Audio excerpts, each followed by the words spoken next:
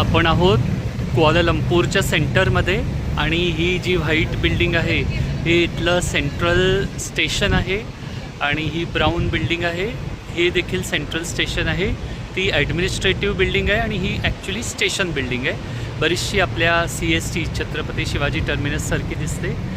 या बाजूला समोर जो आपल्याला मोठा टॉवर दिसतो आहे तो आहे मर्डेका टॉवर, जो सेकंड टॉलेस्ट टॉवर हा बुर्ज खलिफानंतर सेकंड टॉलेस्ट याचा नंबर येतो.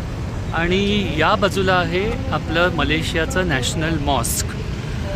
याच्यामध्ये वैशिष्ट्य हे आहे की त्याला टिपिकल डोम असा बनवलेला नाही आहे, पण एका छत्रीसारखा डोम असा आपल्याला ह्या साईडला दिसतो आहे तो आहे. तर हा आहे सेंट्रल एरिया क्वालालंपूरचा.